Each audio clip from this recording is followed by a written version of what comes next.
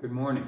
Pastor Thomas Nowak, Monona Lutheran Church, Monona, Wisconsin. It's Monday, June 29th. Our reading is 1 Corinthians 1:27. But God chose the foolish in the world to shame the wise. God chose what is weak in the world to shame the strong. Don't you see that? People that think they're so intelligent and so educated that God just sits up there and kind of laughs. He raises up the humble, right? Rather than being with the strong and the powerful. He takes nonsense, which for non-Christians is Christ crucified and Jesus resurrected from the dead, and makes that the wisdom of God. I really love Jesus' style when he says that. God chose what is foolish in the world to shame the wise. God chose what is weak in the world to shame the strong. Okay, it's entitled, It Doesn't Make Sense. God chose Abraham, an old and fertile man, 100 when he had his first baby, to be the father of his chosen and yet non-existent nation. Through Abraham, God included the promise of the Gentiles. He said he would be the father of all nations, not just for the Jews, but through Abraham, he was the father of all people, of all nations that would come to God. God chose stuttering Moses to be a mouthpiece to Pharaoh. I know what that's like. I used to stutter as a kid, struggling to get the words out, trying to calm myself down so the more you tense up, the more the words won't come out. I used to be a bad stutterer in my 9, 10, 11, 12-year-old. I know what that's like. He picked Gideon, who was hiding in fear in the wine press, to lead an army of 300 against a powerful army. He chose the prostitute Rahab to continue the family tree that led to Jesus. Isn't that amazing? Why did he pick a prostitute? To show that his promise was for all people everywhere, not just for the select few, that he loved all mankind and wanted to save everyone. He chose Jeremiah to be his voice to the nation, right? Jeremiah is called the weeping prophet. He chose an instrument of torture and shame as the weapon of salvation, right? Who could ever come back from something like that? Who could ever even raise from the dead after something like that? He chose sinful people who actively pursue religion against him to be his sons and daughters, heirs of his kingdom. That would be me and you, right? 1 John, you break one commandment, you break them all.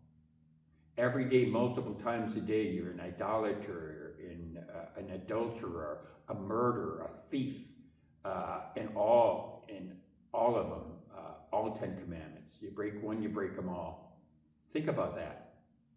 How many times would you forgive someone if they stabbed you in the back?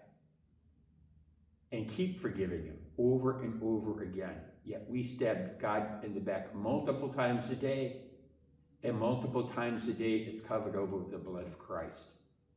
That's me, you and me. He chose sinful people, that's you and me, who actively pursue rebellion against him, be his sons and daughters and heirs of the kingdom.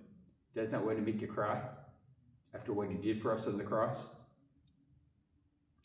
Humans glorify self-sufficiency, power, fame, and fortune. That's the American frontier spirit, right? That's what settled this country. I can do it on my own. I don't need any help. That's the American frontier spirit. Or the saying that God helps those that can't help themselves, which is a lie. Because God doesn't help those who help themselves. God helps those who cannot help themselves. Okay? But that's the American frontier spirit, right? I don't need anybody. I can do it on my own. God laughs. He looks up in heaven and he laughs. He chooses what's utter foolishness to our sinful human ways of thinking, to work his power, and to show our true folly and weakness. Like Paul, he had epilepsy. Remember in 1 Corinthians, he talks about preaching, and they stoned him and dragged him outside the city walls to die, and he went up to the third heaven, sky, outer space, and heaven, the third heaven, and he saw what no man is permitted to see, right? And he came back, and to keep him humble and to keep him as a profitable servant, God gave him epilepsy. Can you imagine that? Here you are, an apostle, talk to Jesus face to face, instructed by Jesus face to face, in intimate relationship with Christ, and he gives you epilepsy, right? I read in Galatians how he only came to the Galatians because of his sickness. I think it was the Philippians that found him after an epileptic fit and took him in, and that's how they got to know the gospel. I know for sure for Galatians, I read it yesterday in my devotions. He says the reason I got to, paraphrasing, the reason I got to introduce the Gospels to you is because of my sickness. Can you imagine? You're this apostle with an intimate relationship with Christ, able to do miracles by the power and the blood and the word of Christ crucified, and he gives you epilepsy. You see, if you saw Paul, he'd be this weak little man, this thin man, kind of bald with long hair in the back. Nothing much to look at. And look what God did with him. He takes what is weak, right? Even me. I grew up under the poverty level. I grew up under the dust of the earth, right? And he took me, the first of my extended family, not only brought me to college, but brought me to graduate school and brought me to postgraduate school. And when I still think about it today, about how far he's taken me, it makes me want to put my hands over my face and cry. Or David, from being a shepherd and being the king of Israel, taking what is weak and lowly and using it to do mighty things, right? Incredible. Okay? So humans glorify self-sufficiency, power, fame, and fortune. God laughs. He chooses what utter foolishness or sinful human way of thinking to work his power and to show our true folly and weakness. If we want to be wise, we humbly admit our sin, seek forgiveness in Jesus Christ, and boast in his death and resurrection, which is all we would wisely boast about. Because in the end analysis, nothing else matters, right?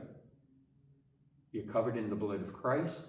In baptism, you already died with Christ, you already resurrected with Christ. This is nothing. This is going to pass away like that. You're going to pass away like that. Hold on to what is eternal, right? Use your vocation. That's your mission.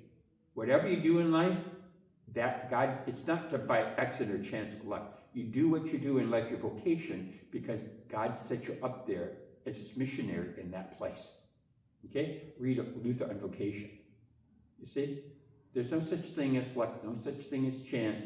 You do what you do for a living because God put you there as a missionary in that place to show your story.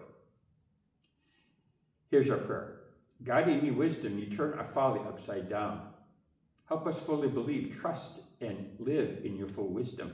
Boast only in your power. In Jesus' name. Amen.